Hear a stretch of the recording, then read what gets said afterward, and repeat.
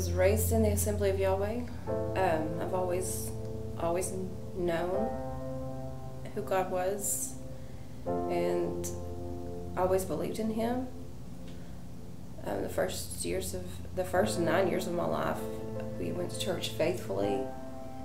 Basically, a very normal life up until I was 9. My parents were divorced, and it was like our whole world turned upside down. I went from being a child at 9 years old to being an adult, helping raise my brothers and sisters. The responsibility of cleaning, homework, dinners, the normal thing that a mom would do was basically put on me and my older brother. It was a completely stressful time in my young life. And at age 12, I was molested by someone everyone in our family trusted. For fear the family would blame me, I never said anything.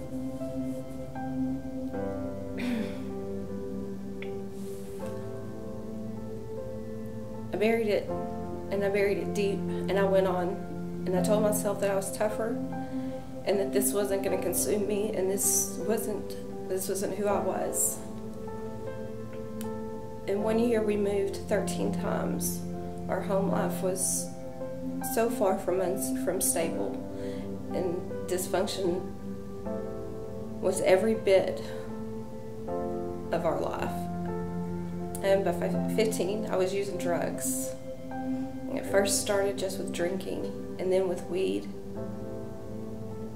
And by 16, I was on meth. And it started out just for fun, but rapidly grew into need. I had no rules. I had no boundaries at home. I came and gone as I pleased.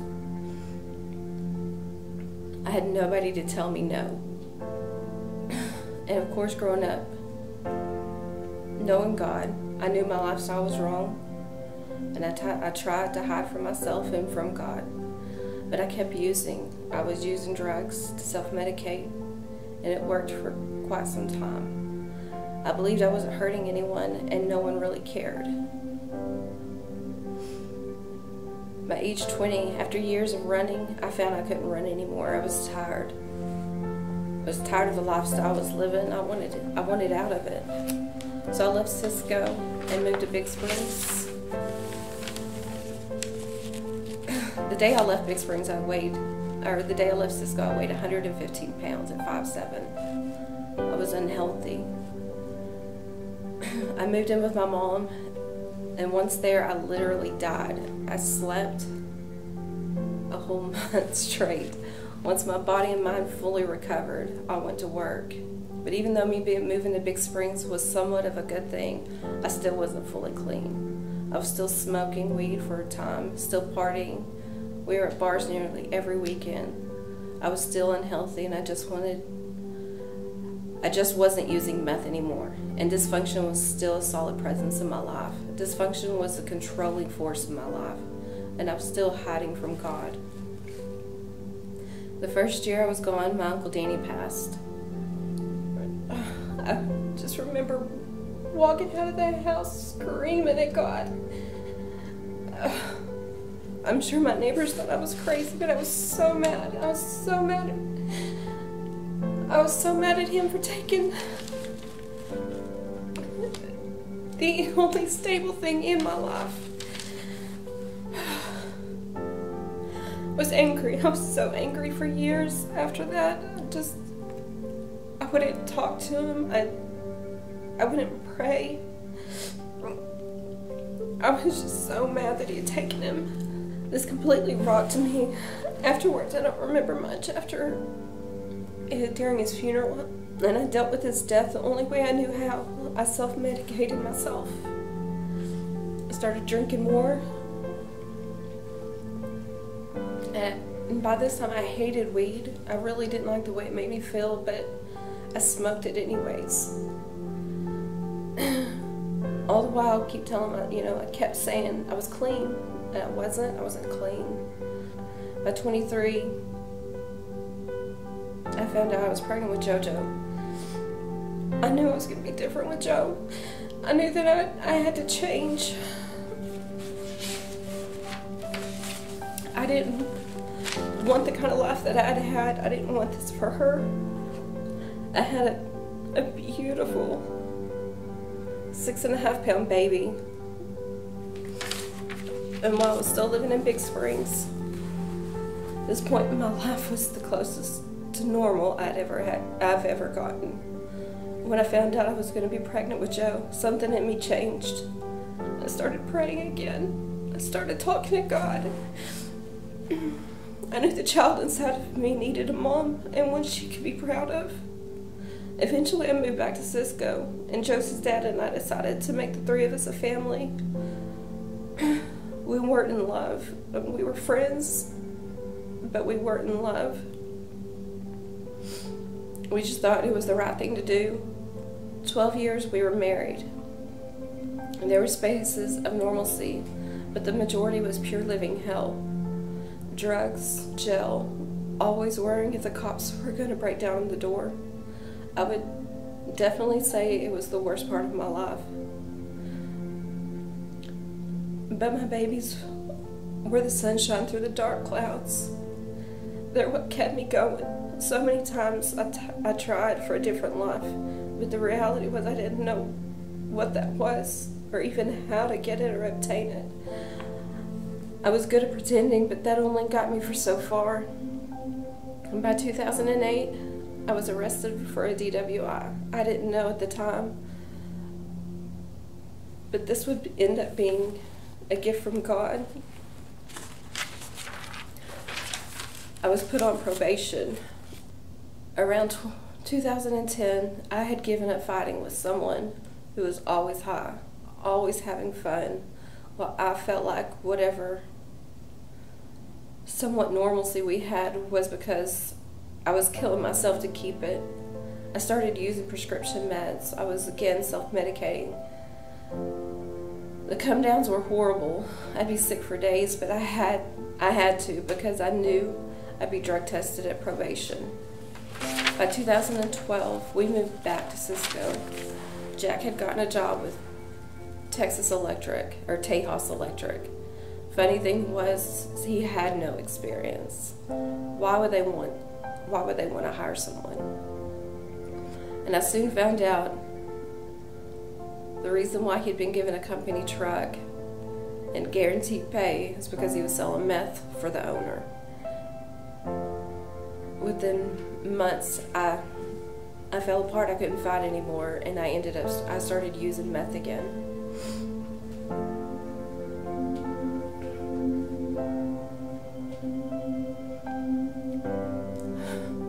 And in 5 to 6 short months, the craziness was my life.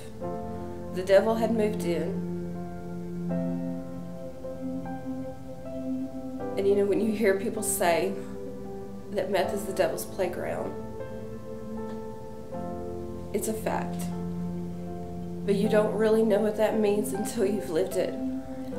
By this time, my family wasn't speaking to me.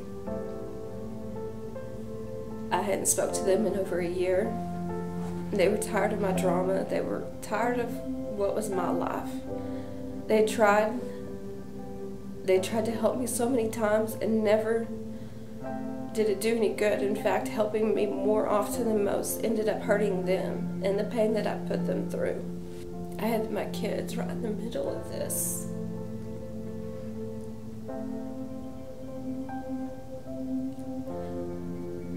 This life I'd made was a nightmare, and I didn't have any way out of it. I left one day and I went to my mother's house, not knowing that she called my sister, whom I've not spoken to in over a year. They tried to talk to me about rehab, and I told them absolutely not. I left, and I left mad. I left hysterical because I didn't know what or who I was anymore. I was broken, and I had no one. I didn't have anyone at this point.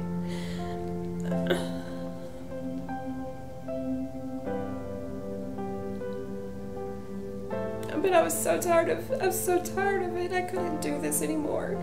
I couldn't live like this anymore. I got home. This is the only part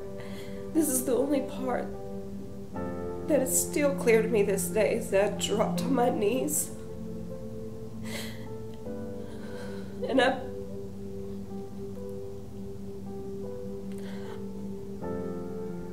I started crying. I was bawling.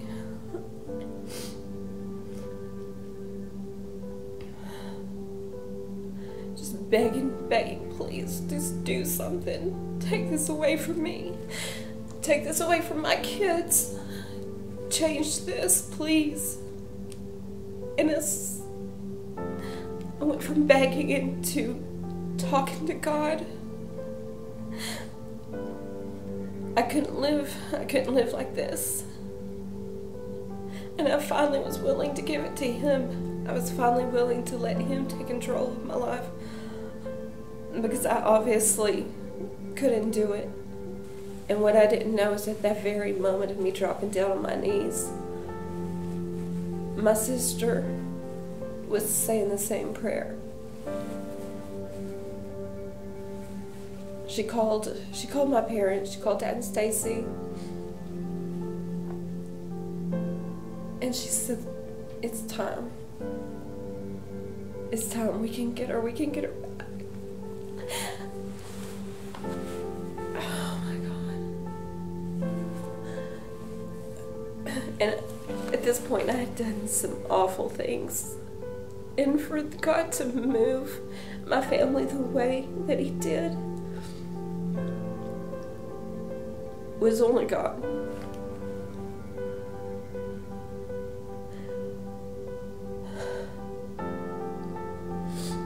It took about a month. I still was with Jack, even through all the craziness, the cheating, the drugs, just the craziness. I stayed with him, and one night he left in the middle of the night, and about 4 o'clock in the morning I get a phone call from an officer saying that they had arrested Jack and he was going to jail. They found methamphetamines, weed, I mean, he had it all on him. And I knew right there and then that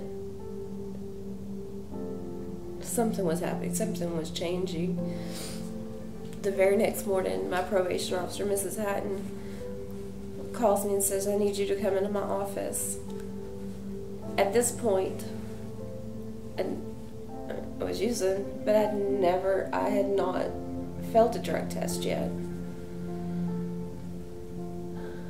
That day I would have felt a drug test when I went into her office. So I got up, I took the kids to school. I went to Eastland to her office. She sat me down and she said, "I need you to sign these papers," and she pushed them towards me. It was a 9.5-month program, state funded. It's a correctional facility. It's rehab, but correctional based. I said, "I'm not going.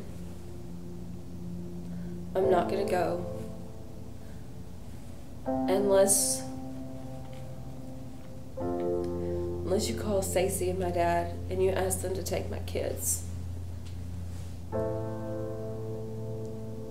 They were the only place that I knew my kids would be safe there. They'd be taken care of. And I wouldn't have to worry about them while I was gone. Stacy was there, it seemed like within 5 minutes.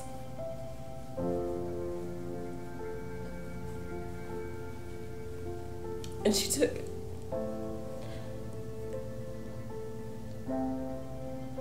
She not one time paused. I mean, there was no hesitation in her. She said, "Absolutely, we'll take him."